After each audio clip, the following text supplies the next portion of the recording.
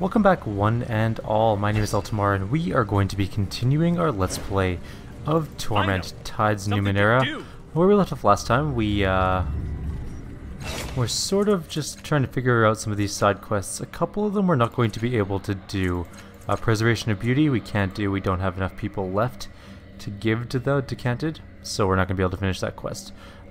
For people you can give to them, apparently you can give the slave block attractive young woman. We killed her in mercy. Can't do Cody because we gave him a job. We can't do Herja because we let her go free. And that's pretty much everybody that there would have been for that quest. So that's all we have left. Now, yes. I'm going to talk to Tiber, I think, at the moment. We're going to try to finish his quest and then we're going to move on with the game. War makes villains of us all. But what Herja did... He spreads his hands, as if trying to hold something foul at bay.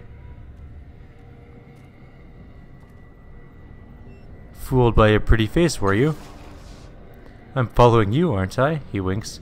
What happened between you and Aving anyways, Aving? This isn't the time, Tiber says, but he glances up at you regardless.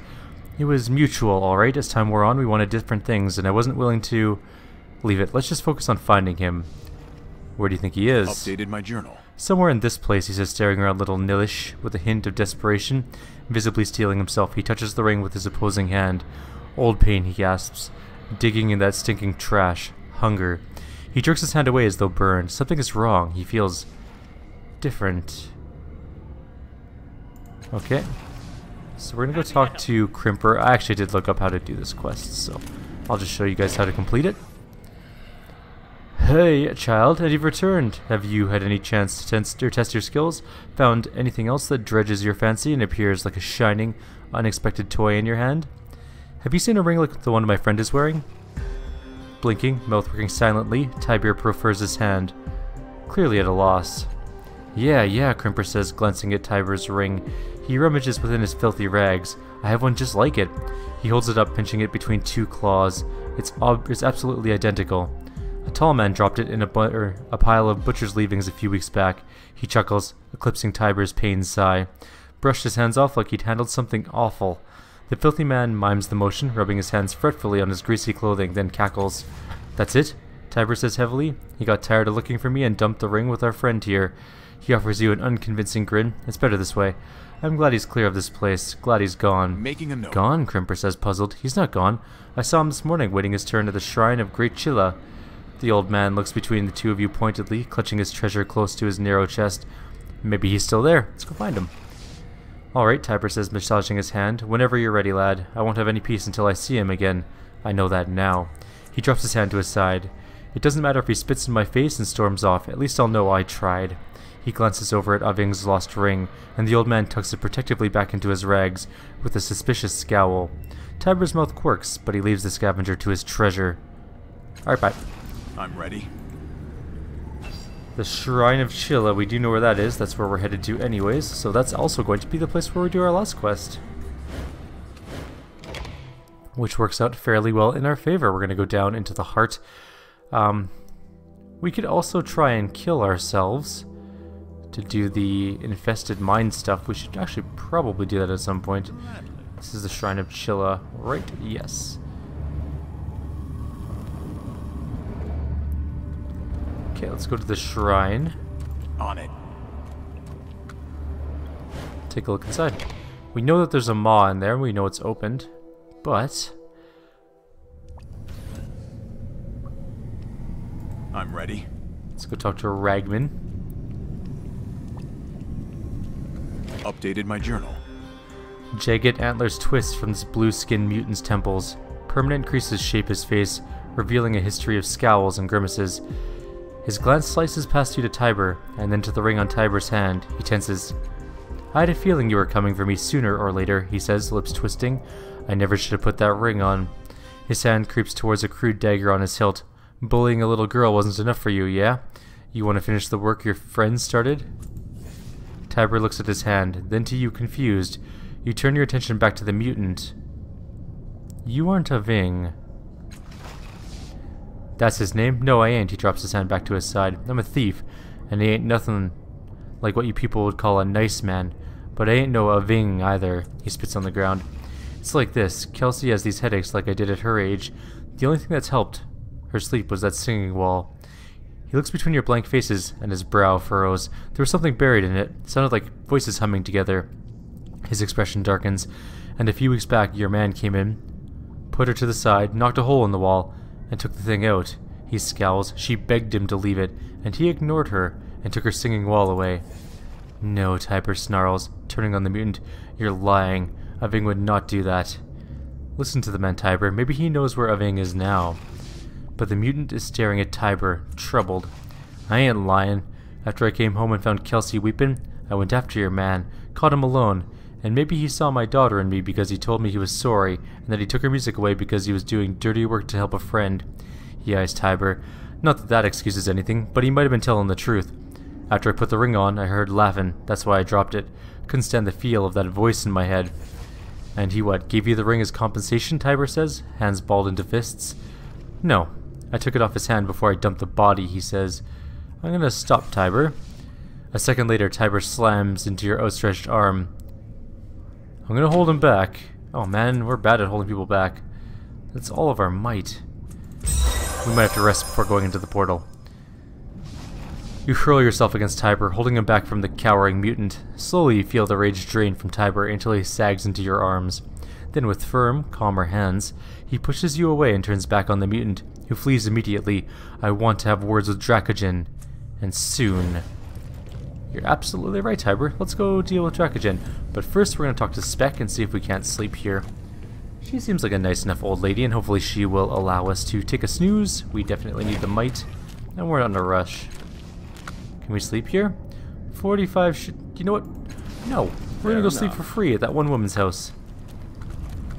The one we helped with her shadow creature problem. Let's go do that instead, because it's free. And free is always better than costly. 45 shins a person is 180 shins for our group. And that is just not an acceptable price. Not a price I am willing to pay. Also, I might have to do 2 series in tandem coming up soon.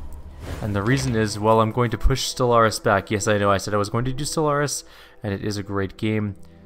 But Dawn of War 3 comes out next week, and I've been so excited to get back into the Warhammer 40k universe that I might actually do a playthrough of Dawn of War 3 instead, in concert with Mask of the Betrayer, because I know that's a big series that everyone's sort of looking forward to. I'll be honest. You terrify me. I should. We're gonna sleep, get some I can snoozes, stand a little more of that. and we're all healed up. Let's Go go. talk to Draka Gin.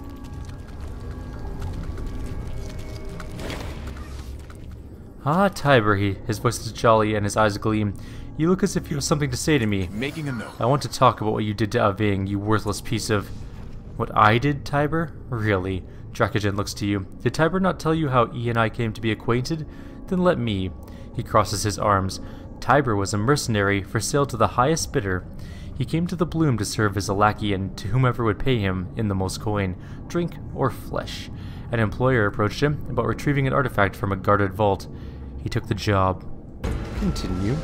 Your gallant friend helped pacify the guards, and he watched as his compatriots slaughtered the helpless men. It was then they revealed the vault was mine. Wisely, Tiber quit the job and threw himself on my mercy, naming all his conspirators. I took justice on them, gave their children a lifetime of nightmares, but from Tiber, I asked only a year of his service, or his mind-link ring, and a favor to be named. He gave me the ring and fled. I did not pursue him. I'm a man of my word.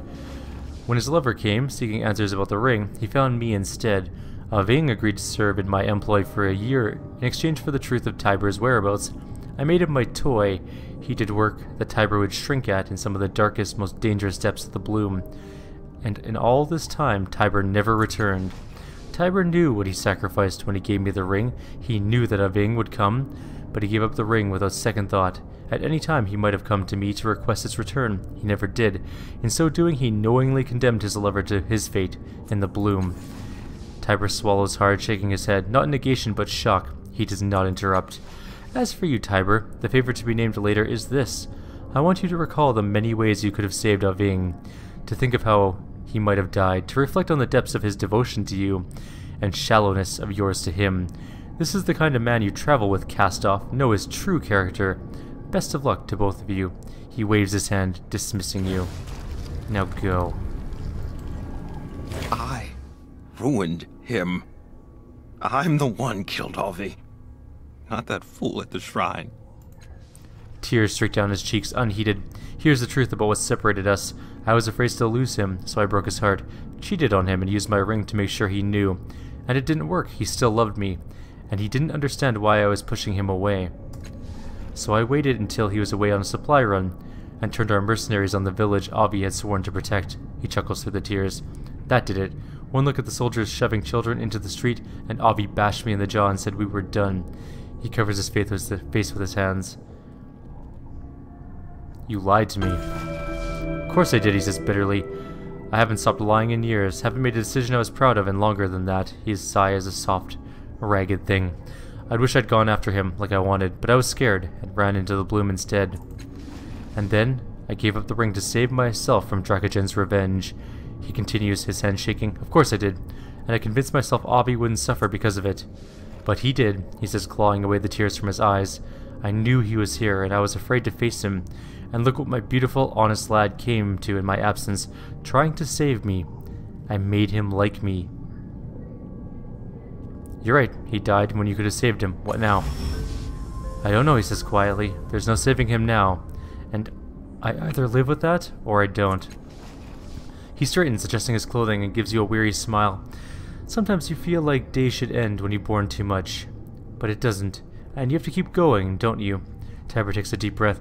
Give me some time to time to myself, would you? I've had enough of talk for now, being honest. Like a whisper. I need someone to kill me and send me into my dream world. Maybe Makino will kill me. Ask your questions. I don't have questions. I just want you to kill me. No. One moment. I need somewhere to get into my dreams. Is really what it boils down to. Yes. What was this again? Now.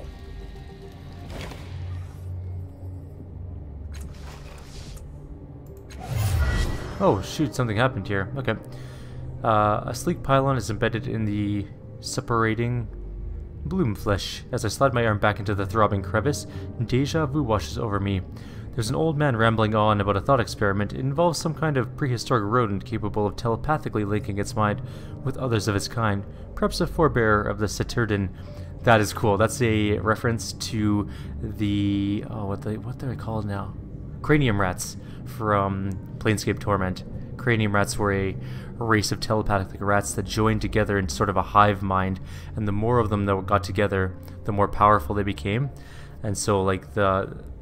what was it called? I think the main hive rat nest in the city of Sigil was many as one, I believe.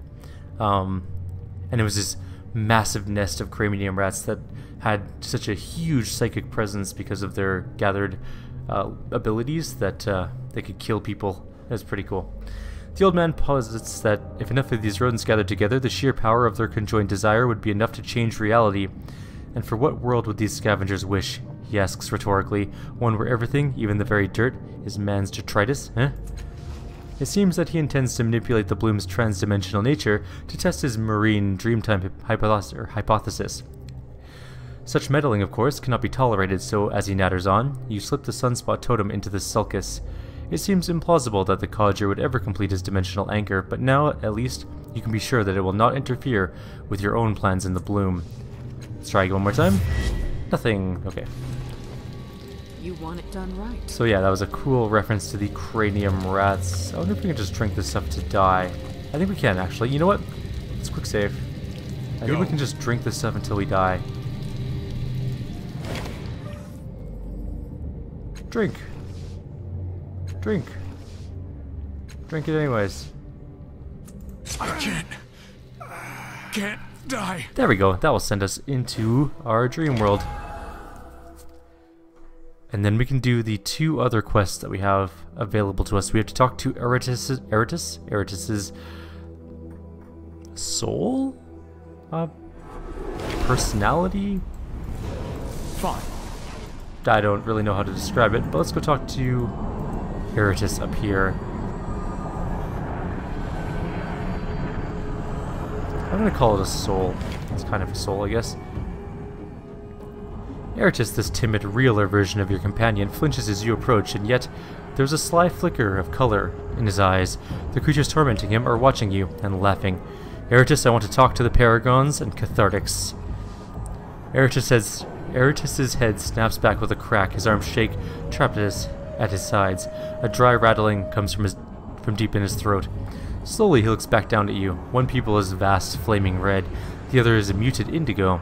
You are speaking with the audience, says countless booming, curious voices from Eratus's mouth. We are not sure why. You should be watching the hero with the rest of us. I care about him. Then you should let him fulfill the purpose we have given him. The voice is softer, slyer, almost hissing. Before he was nothing, a herder of useless animals. Now he suffers, and in suffering inspires. He was insignificant, and now he is wonderful, the first voice says. Stop interrupting the performance and let him find his destiny. We will move on after he is done. That isn't good enough. Eratus's multicolored eyes gleam, and he folds his arms. We do not mean to offend, but there is nothing you can do about it, so leave us alone, or we will make him cut his own throat. No, we won't. This is why you aren't in charge. The eyes blink out of sync. Know that we are not many, not anymore, but we have claimed every particle in his body. We hold him in our claws. To remove us is to tear him apart. There is a pause. This is actually true, admits the other voice. We want to make you an offer. Bargain. Stop interfering with the performance and we will increase the excitement, drama, and suspense. We will make the hero more powerful. The audience stretches Eratus's neck from side to side. What do you say?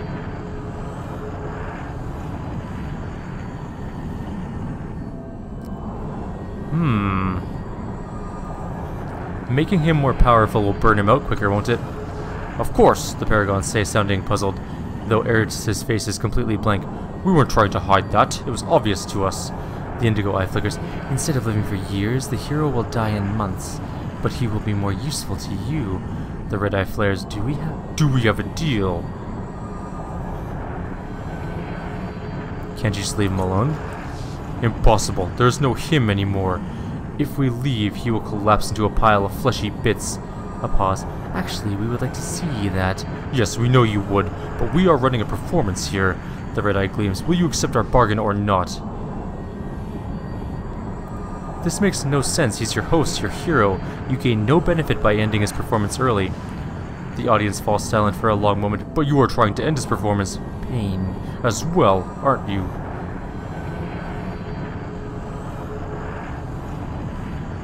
We don't want him back to normal. We will lose our fighter. Our only good fighter, I might add. But then again, our main character is a pretty damn good fighter. What happens if we make Eratus normal, I wonder?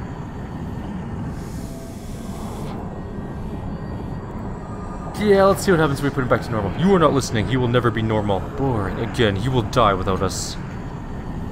Another moment of long silence follows. We can offer you a new bargain, the Paragons say at last. We will recede, but not reduce. We will avoid shouting. We never shout. We were talking about we, us, not you, us. Our apologies. Eratus folds his arms. We will see what the hero makes of himself when we do not guide his every step. Is this agreeable to you? Yeah. I'll remember that. Done, the audience says together, and the lights in Eratus's eyes sink beneath the man's pale blue, growing cooler. Unbidden, a sigh of weeping relief escapes Eratus's mouth. Now, the Paragons say, what else do you want from us? Why are the Paragons dominant over the Cathartics? Because when the Cathartics get a hero, they throw it off a cliff or into spinning blades or a volcano, just to hear it scream. Lies. You have done all these things and you know it. What are you? Eratus bellows laughter and chuckles softly at the same time. You called us, named us. We are the audience, the voyeurs. No, that is the wrong word. The perfect word. Stop it. You are wrong and we are speaking now. The creatures in Eratus stretch his mouth into a merry grin. We are the Paragons. We control the body. Our heroes make the world a hopeful place. The smile slowly fades. We are the Cathartics. We lie beneath the mind and guide his thoughts. We do not believe in hope. There is no hope. There are only those that suffer. and those that are pleased to watch. Eratus straightens. This vessel came to us damaged, boring, useless, afraid. We are saving him from cowardice, fear, because we are healers, warriors. No, we aren't. Stop saying that. Who created you and for what purpose? We don't know or care. We were created and unleashed to be entertained, to watch and to punish. That is what we do. How did you meet Eratus? Interesting. Infuriating question.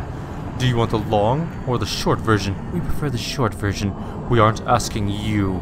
The long one. A long time ago, we were part of a greater swarm, the Paragons say over a multitude of minor groans. We were not limited to a single heroes. We blessed armies with our voices and sent them against each other to entertain and inspire the world.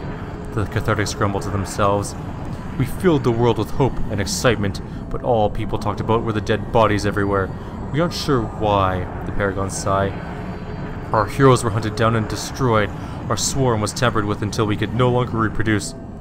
We were sealed in a dark place until our hero, your hero, found us. The Paragons beamed with Eratus' voice. It was his destiny.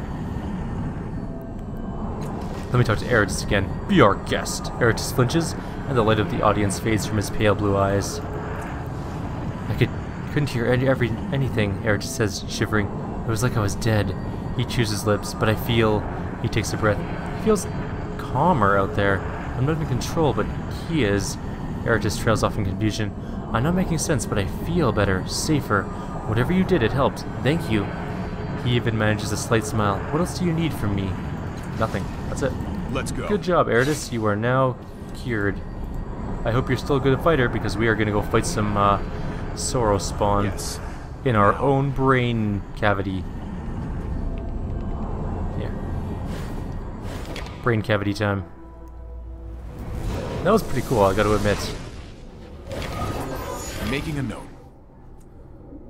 As your body pours from the portal, an ad hoc laboratory comes into view. Irregular catwalks connect several platforms, each littered with dusty machines, tools, and displays. In the center of each platform stands a strong glass tank, glowing like the orbs from the dark fathom you were born in.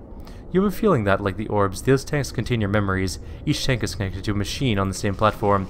Caustic black ichor sputters from all but the nearest of the glowing tanks, keeping you from seeing or feeling what lies inside. The oily film on a distant machine pauses. Almost as if it has noticed your presence, it begins to drain from the device. As the black sludge coalesces, you recognize it as a fragment of the Sorrow, stronger from feeding on your subconscious all this time. Because the fragments have been feeding on your tidal energy, you sense that they are bound to you, at least for now. You may be able to use the machines in this place to manipulate them. A mental reflex twitches, a subconscious response to the perceived threat, calling forth reflections of your current companions. Yes, I definitely want them here with me. I wish I had more hands!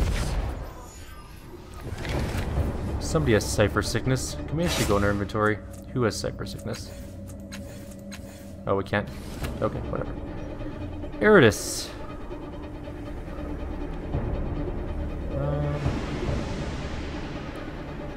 Is it just the one?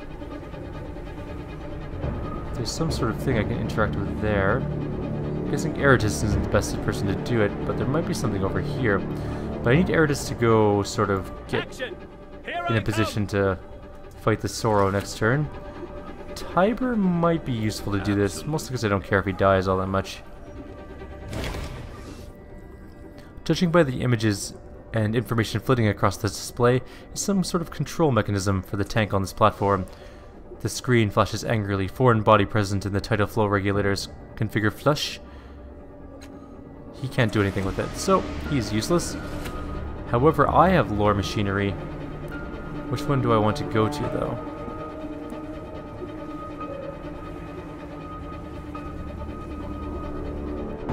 There's two of them. There's another one over here as well.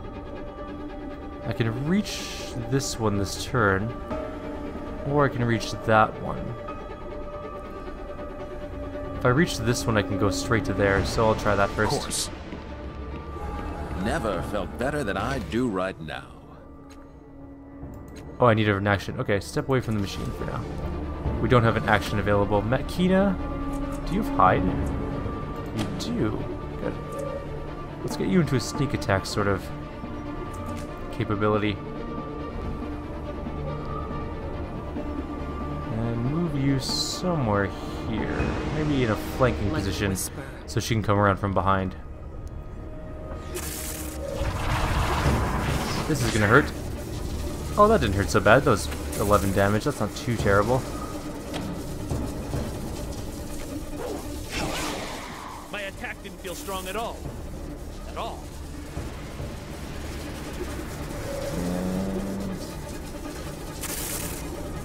I will just wait here. Tiber. You know what, Tiber? Can you go do this one instead? I don't know if you can. Oh, he teleported. Okay, so there's more buttons over here. Coming. I doubt he has the ability to use this turn. Okay, step away from the machine. Okay, this one we can do now. So we're gonna purge the system. Oh man, really? Quickness? Not my key skill, but the machine floods with power. The air around it crackles as eldritch energy pours through the tank. The sorrow fragment spills from the device, taking form with a head-splitting screech. Oh, okay, that was a bad idea. Now there are two. Yeah, that was a really dumb move on my part. What do we got?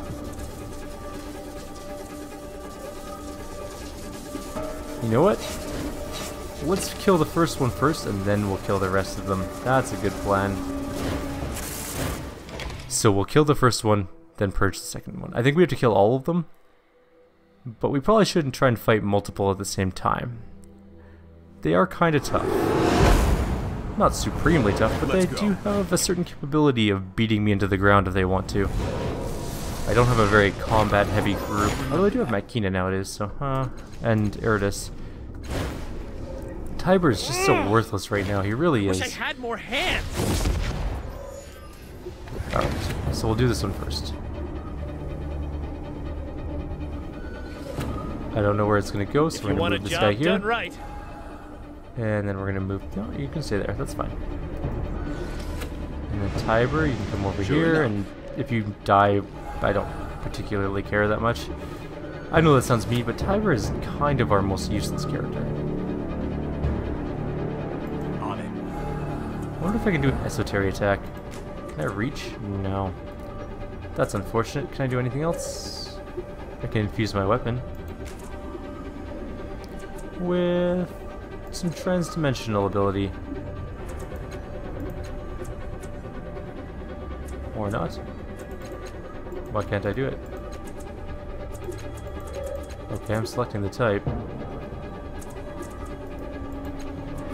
I have to, like...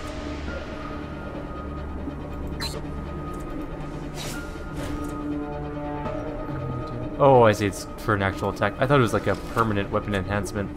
That actually makes a lot more sense. I'm gonna hide her again for a sneak attack. I like her glowing dagger, her transdimensional dagger is pretty cool. I'm gonna bring her down this way and hope for the best. Like a whisper. Okay, so we have the first one. It's gonna go hit Tiber, which is fine. Nobody cares about Tiber.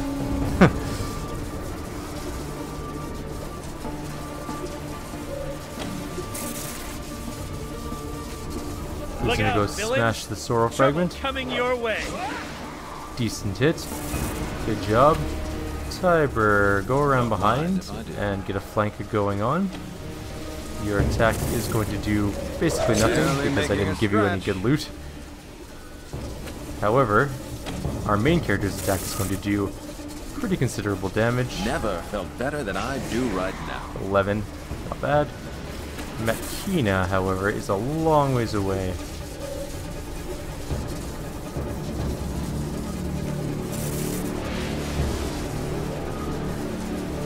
She can't get in range. That sucks. Alright, she's moving up there somewhere. I'm ready for whatever comes. This may hurt.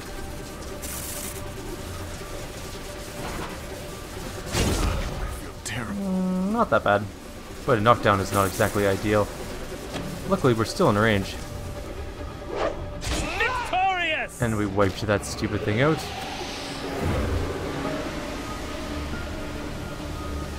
Why not?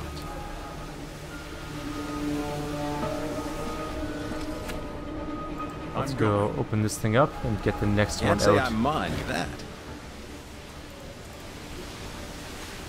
Okay, we'll wait till next turn then. Kina, come up here and prepare for your sneak attack. We know it comes out around this area. Came out all by itself, apparently. It decided that it was time to come join the party. I'm at least 6 times better than I was seconds ago. That was a solid critical hit. That was half of its life in a single blow. Tiber, just go do 1 damage. Nobody has high hopes for you. Sorry, bud. Let's go. I'm barely hurting it. That's not true. You hit it for a whole ton of damage. And let's see what she can do. 11 transdimensional damage.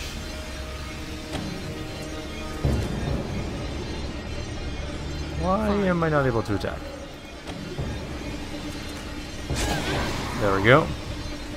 Blinded, hobbled, can't do much. Eratus will come finish it off with the bare minimum of effort. Vanquished!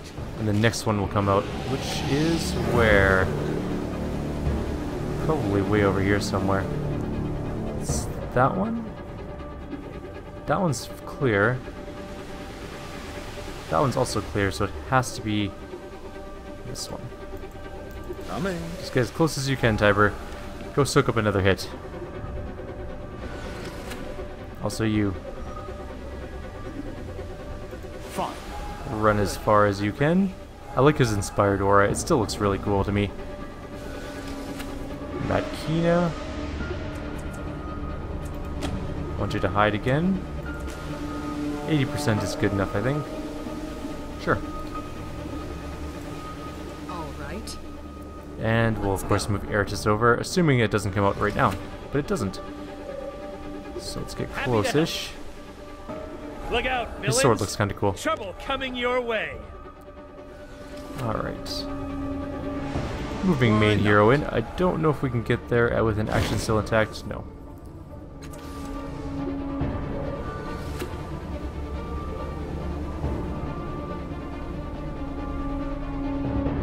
Can you get there with an action still intact? No. All right. So just move Nothing right here. can stop me now. And Matkina can go around there somewhere. Oh, it's gonna come out anyways, all by itself. It's sort of where we want it, actually.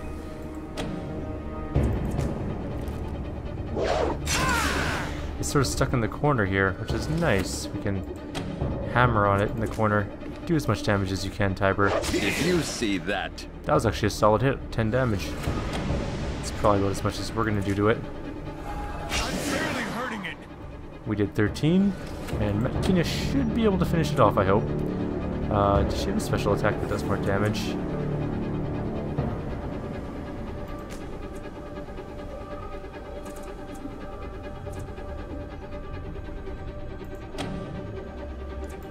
I'm ready for whatever comes.